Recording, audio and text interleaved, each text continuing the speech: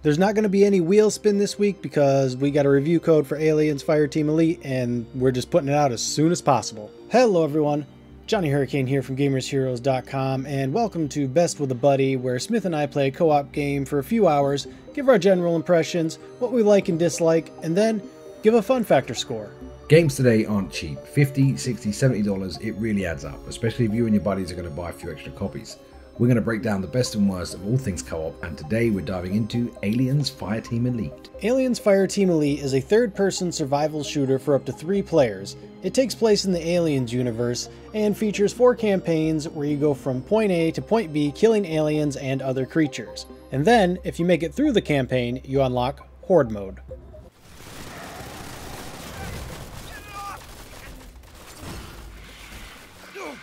Aliens Fireteam Elite is for fans of the Aliens franchise, that's really a no-brainer at this point.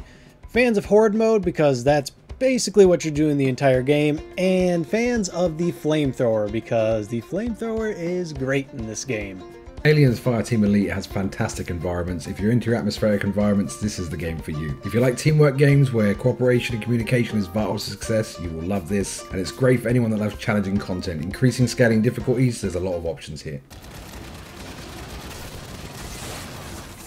Aliens Fireteam Elite is not for solo gamers. The AI is awful, there is no bishop here. It's not for fans of lip syncing or any lip movement at all. The characters talk, but nothing's happening. And it's not for fans of high quality narrative delivery. There's no cutscenes or anything like that. A lot of the lore is hidden behind collectibles. Aliens Fireteam Elite is also not for fans of exploration. It's just not a good idea to explore, and quite frankly, most of the doors don't open anyways. It's also not for low endurance gamers. It can get stressful, and after 1 or 2 of these fights, you're probably going to want to break. So if that's not for you, this game's not for you. And of course, if you don't like bullet sponge enemies, this game is also not for you, because the warriors have a bazillion HP and take forever to kill. Now that we've gone over who the game is for and not for, let's take a deeper dive and look at the best and the worst that Aliens Fireteam Elite has to offer. One of the best parts of the game, for me easily, is the flamethrower. The flamethrower in the Aliens franchise is pretty important. Even if you go back to Alien Isolation, it's one of the only tools you can actually use to fight off the alien. And in this game, it is very, very satisfying, because it's never, like, sometimes you'll fight 1 or 2 elite aliens, but most of the time you've got a good herd rushing towards you, 10, 20, sometimes even 30. And if you can get them funneled up with the flamethrower, it's just red X, red X, red X, and they just are dropping like flies.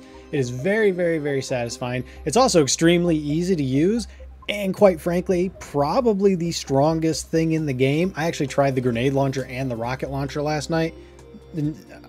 No, flamethrower is the best, bar none.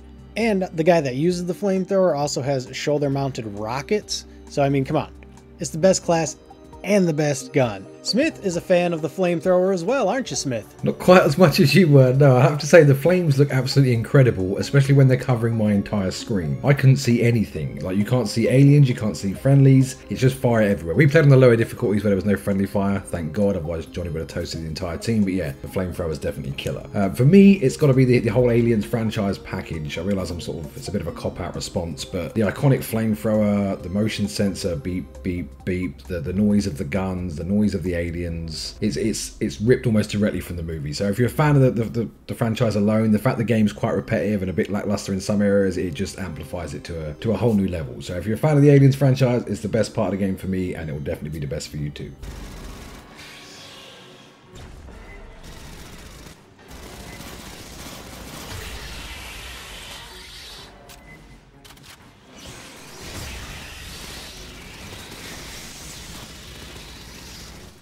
Now that we've talked about the best that Aliens Fireteam has to offer, let's talk about the worst that Fireteam Elite has to offer.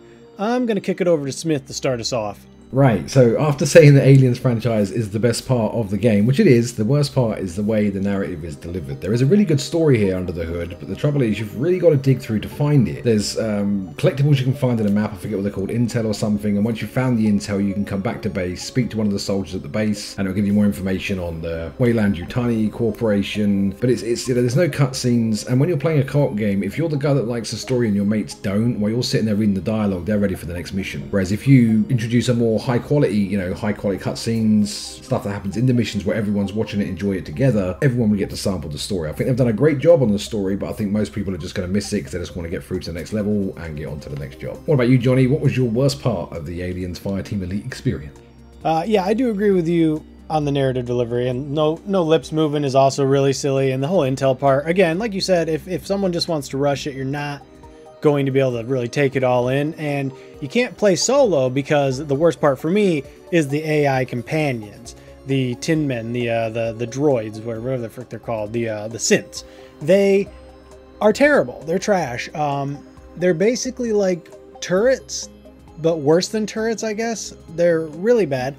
They do get some kills on basic stuff, but most of the time they'll get jumped by the specials or have acid on them, or just let a warrior run over and take you out, and then they'll be down and you'll be worried about getting them up, and then when you're trying to get them up, you get swarmed. So what I'm trying to say basically is that these synths aren't actually on your side. They're bad guys. So don't trust the AI companions, okay? Just don't do that because they're terrible and they're going to get you killed. So if you are planning to play this solo, do not. Because we should also mention that Horde mode is not, you have to beat the story to get to Horde mode. Like if you don't beat the story, you can't play Horde mode. So if you're playing solo, this game, no, not for you.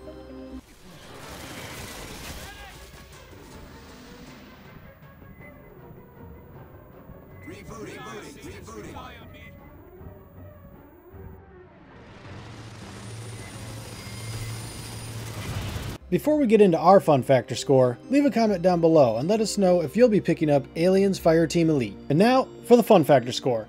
I'm going to give Aliens Fireteam Elite a 3 out of 5 on the fun factor score. I do think the campaign is fun and running it with friends makes it even better. However, the Horde mode is pretty disappointing, so unless you plan on redoing missions multiple times, you're not really going to get that much out of this. What about you, Smith? What's the fun factor score you're going to give it? I think a 3 on the fun factor score scale is the spot on number for me as well. It's a great game if you love this kind of game. If you like just standing still, defending the objective, the Horde mode will keep you entertained for endless hours. I was disappointed the challenge card system, which are optional difficulty spikes you can put on yourself for additional rewards, doesn't carry over to the Horde. That would have given it a lot more longevity for me. But yeah, overall, it's a pretty good game. If you love Aliens, you'll love this.